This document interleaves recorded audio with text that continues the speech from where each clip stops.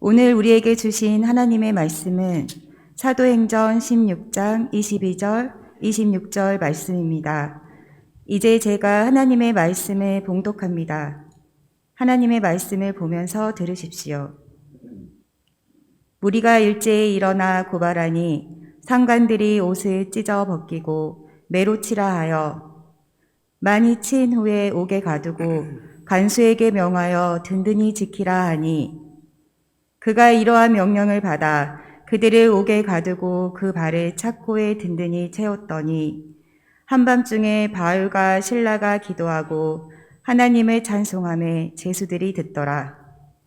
이에 갑자기 큰 지진이 나서 옥터가 움직이고 문이 곧 다 열리며 모든 사람의 매인 것이 다 벗어진지라. 아멘. 이 말씀은 오늘 우리에게 주신 하나님의 말씀입니다.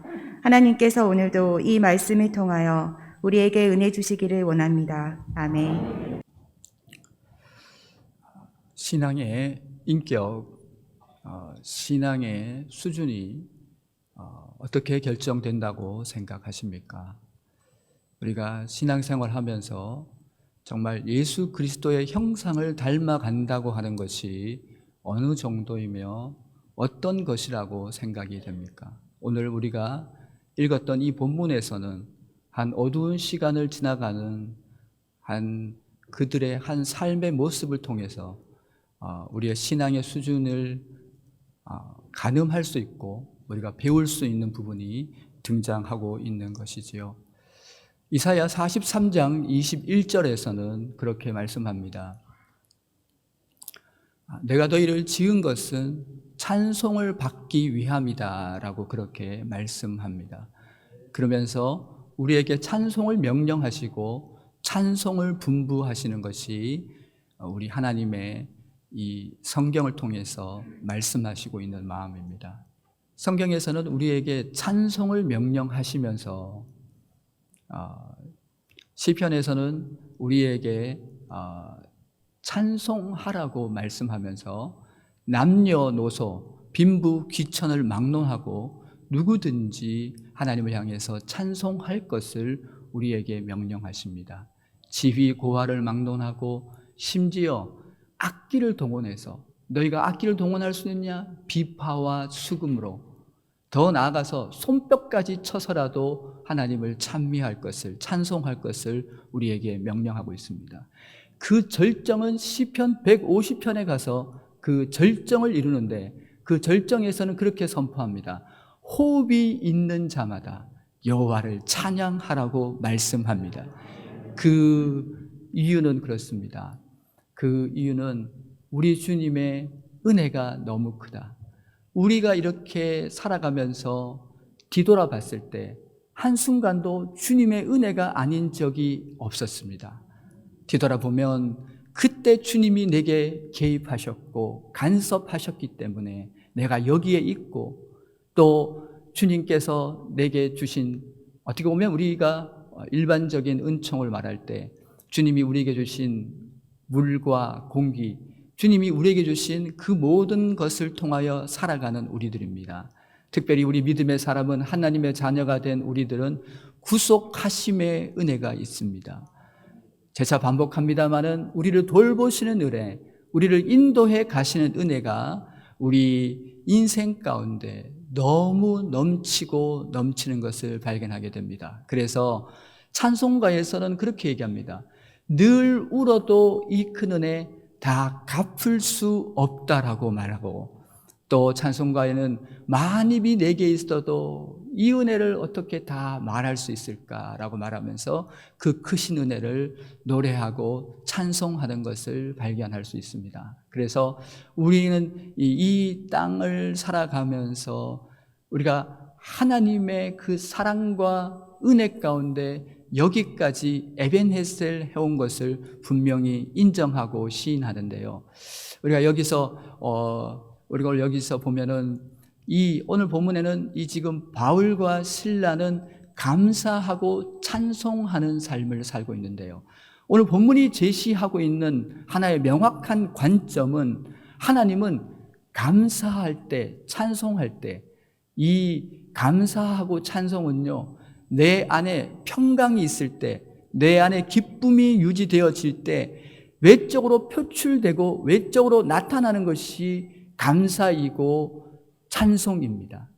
마치 내 안에서 여러분 평안한 상태 속에서 기쁨이 넘칠 때, 그렇지 않습니까? 우리가 기쁨은 방방 뛰잖아요.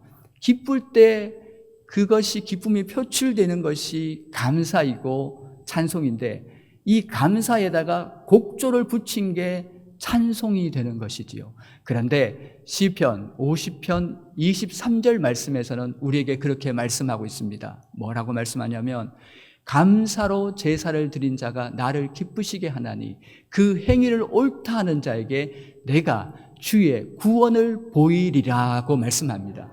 감사하고 찬송하는 자에게는 그 작은 감사라도 하나님께서 그 삶 속에서 그 더 큰 감사로 응답해 주시겠다.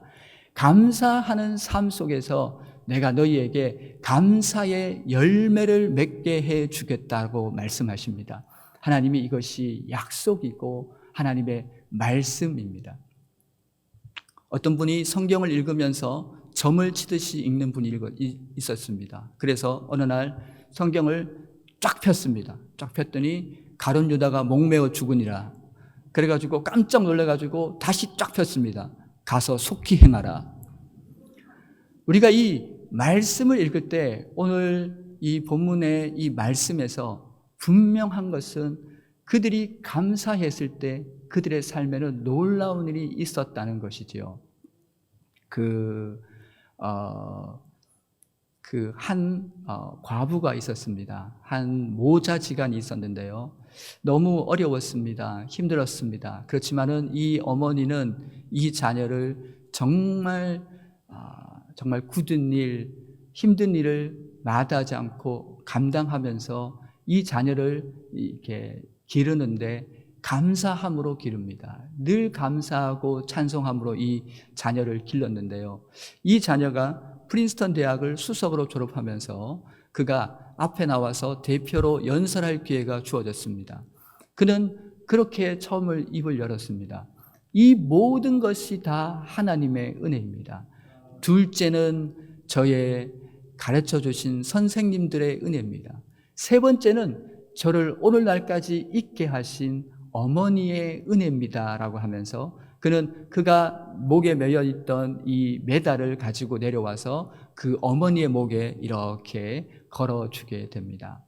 이 사람이 누구냐면 나중에 변호사가 되고 미국의 주지사가 되고 미국의 28대 대통령 윌슨이라는 사람입니다. 하나님은 감사하는 삶 속에서 하나님은 더 큰 감사거리를 주시고 감사의 열매를 맺게 하여 주신다. 우리 삶에서 여러분 감옥에도 독방이 있고 그리고 교회에도 여러분 우리가 이렇게 기도하는 기도실이 혼자 있지 않습니까? 그런데 그 감옥의 독방은 그곳에서 원망불평하기 때문에 지옥이 되지만 우리가 기도실에서 혼자 기도하는 그곳은 천국이 되는 것은 바로 감사가 있기 때문입니다.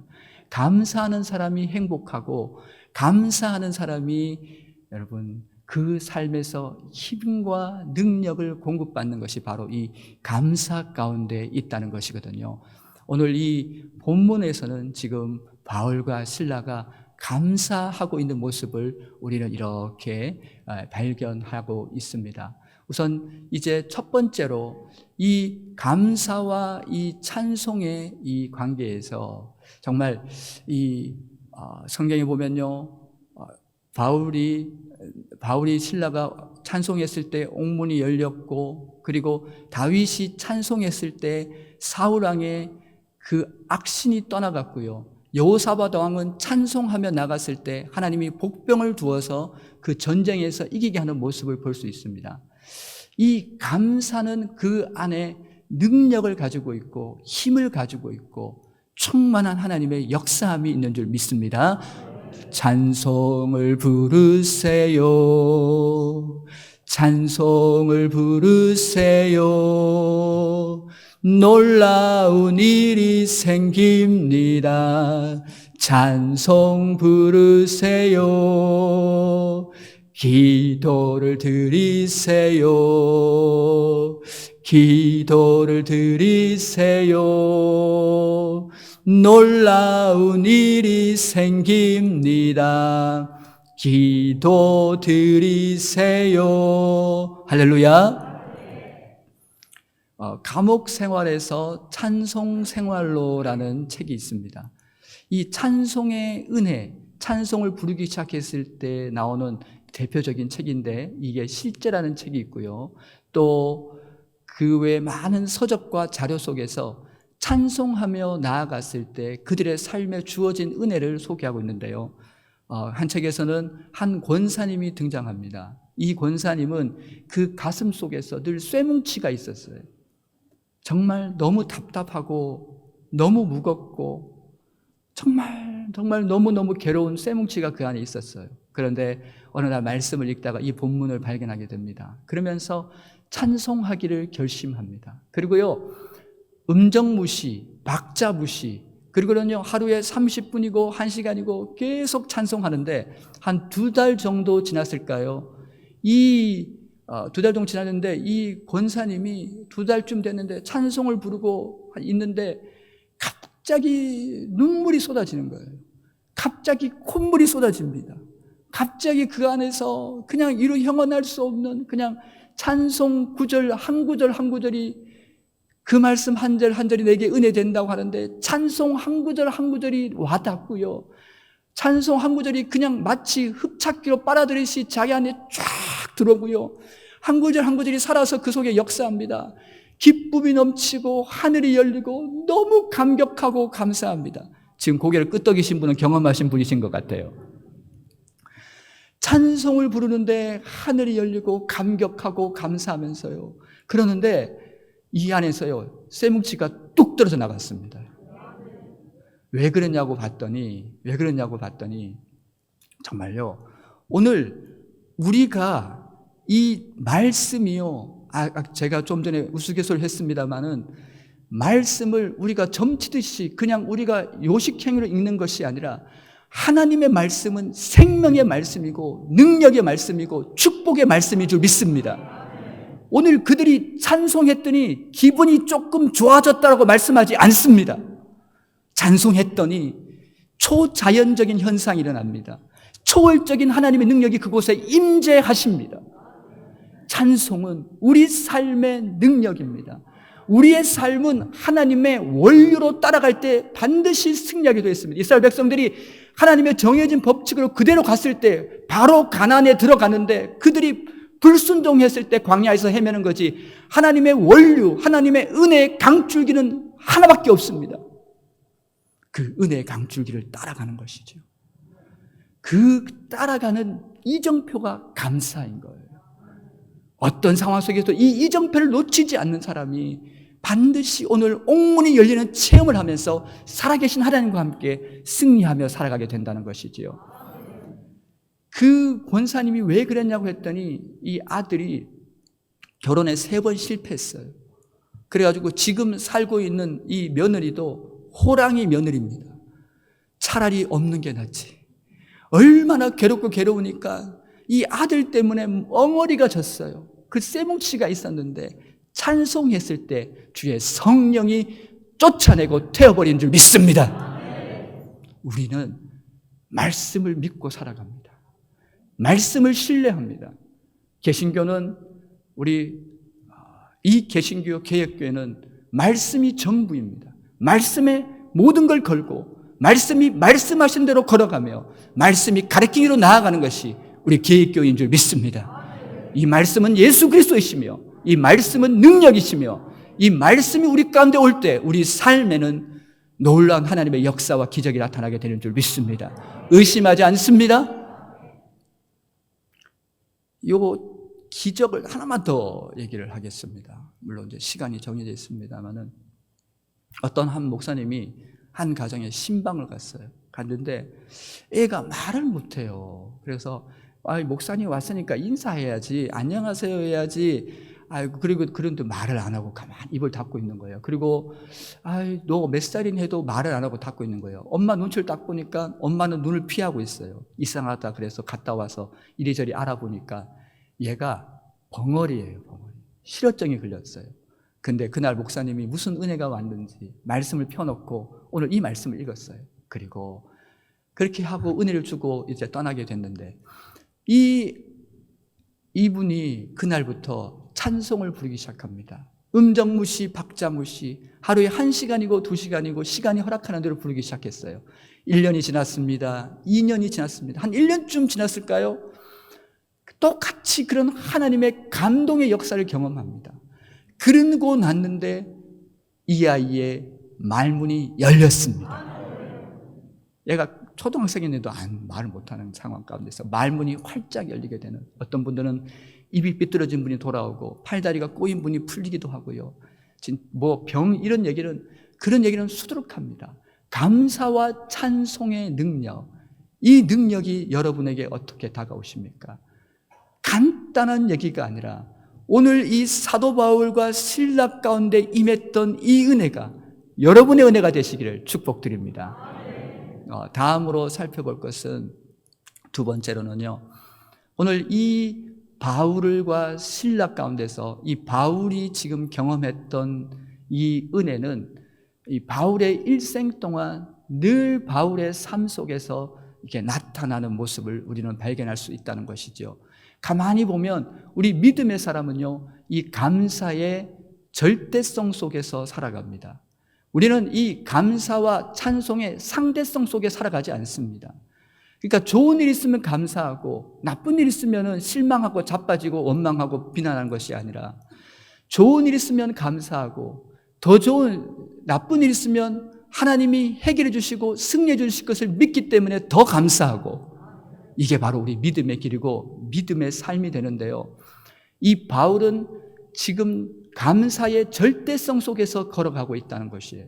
그 대표적인 게 다니엘 아닙니까? 다니엘은 내일 사자굴에 들어간다고 할지라도 그 조서에 그 불합리한 말도 안 되는 어인이 찍힌 것을 알고도 이 사도 바울은, 여러분, 오늘 내가 기도하면 내일 사자굴에 들어간 것을 알면서도 그렇게 기도했던, 그래서 사자굴에 들어갔지만 그의 기도의 내용은 감사였습니다.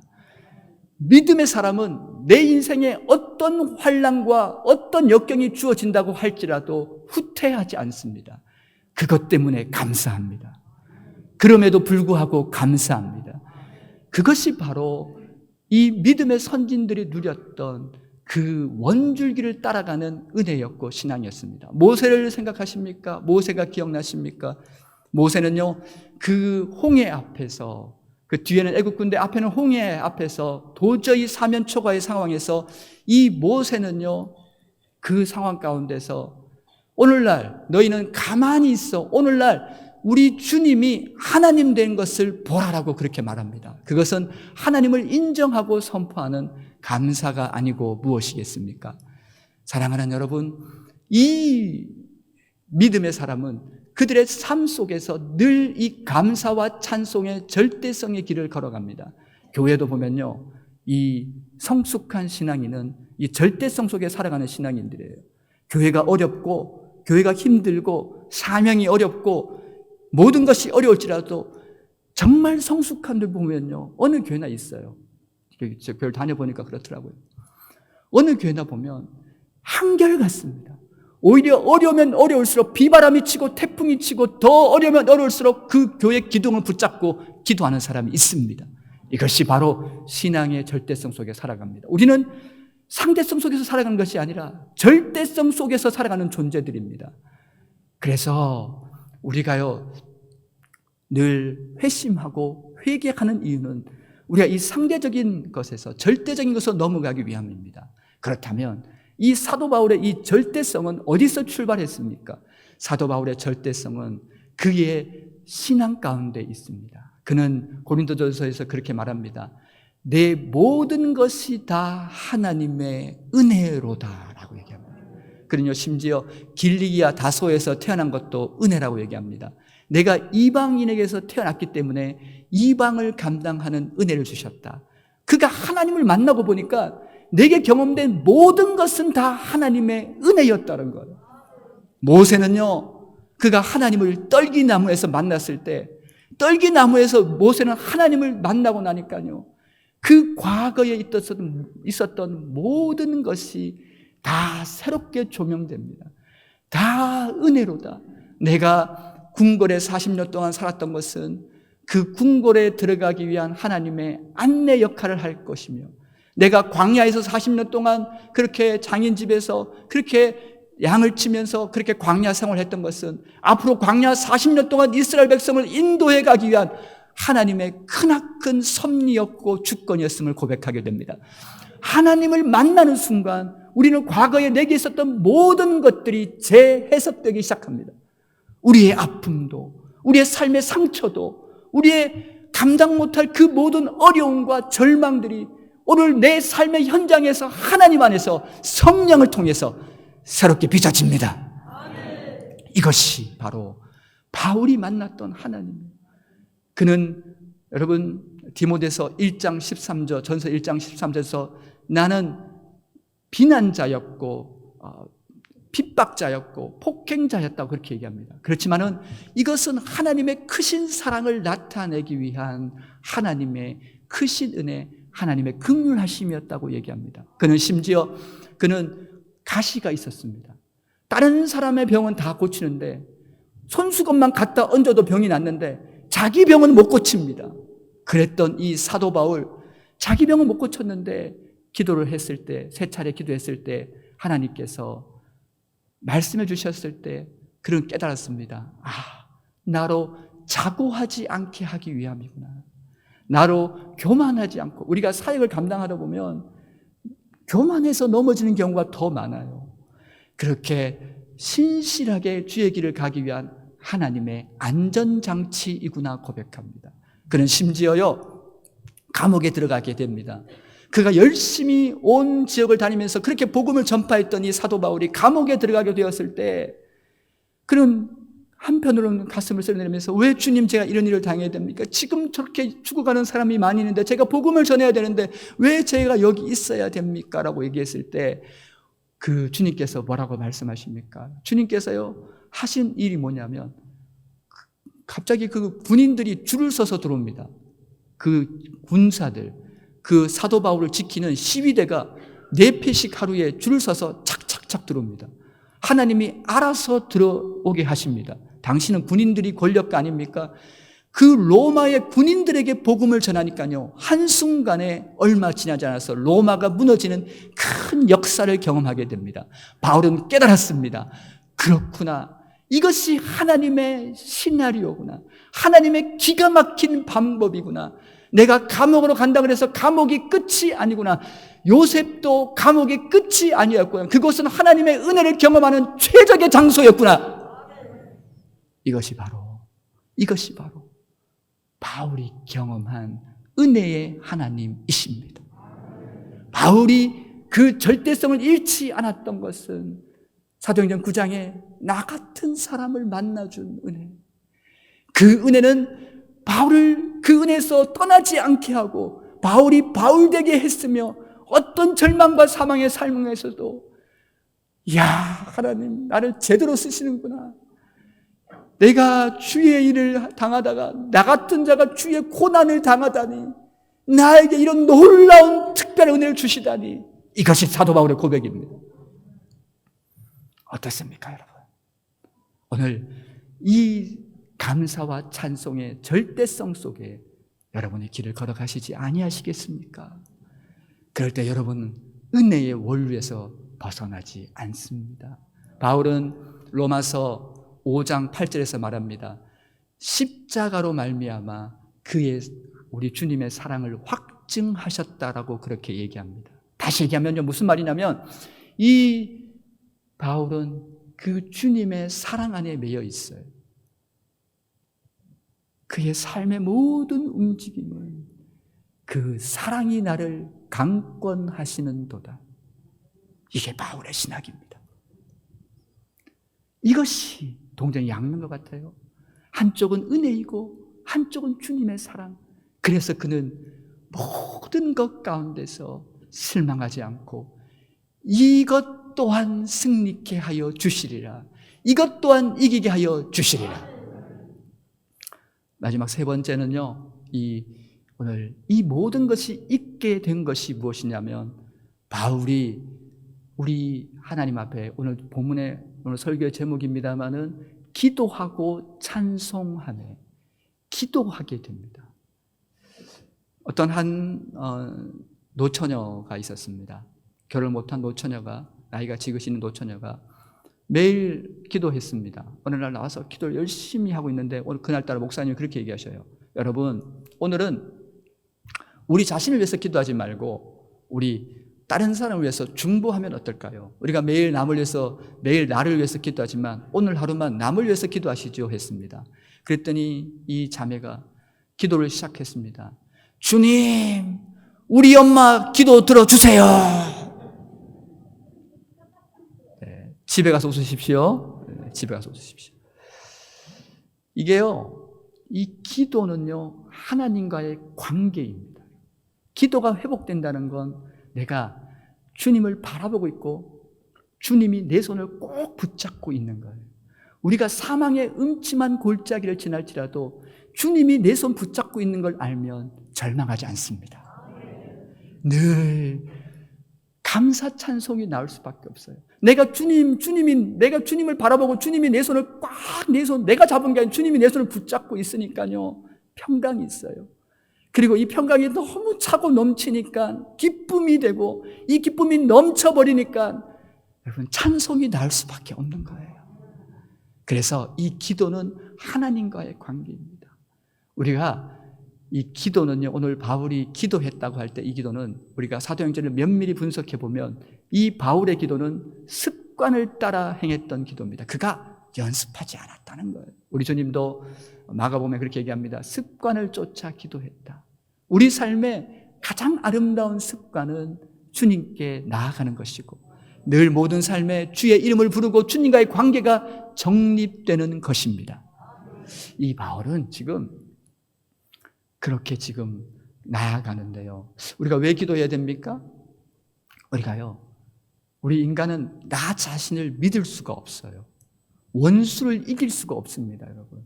이 교도소의 중범죄자들을 이렇게 가만히 보면요, 중범죄자들의 70%, 많이 할 때는 또 높이 올라갑니다만은 그 정도 되는 분들이 평범한 사람들입니다.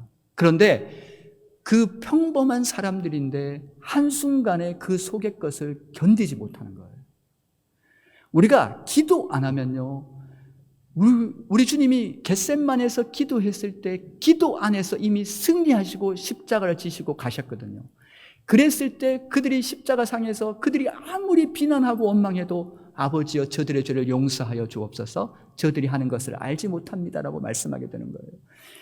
우리 주님은 기도 안에서 승리하셨고 우리 주님은 이 복음서를 보면 기도로 제자를 뽑게 됩니다. 밤을 새워서 제자를 뽑을 때 기도하셨던 이유는 기도 안에서 제자들이 뽑혀지는 거예요.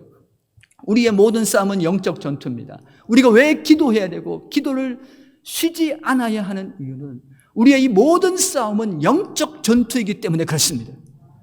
우리가 기도할 때 우리는 미리 선취하게 되는 것입니다. 미리 얻게 되는 것이에요. 오늘 이 바울과 실라가 기도했을 때 원수 마귀를 이길 수가 없어요, 여러분.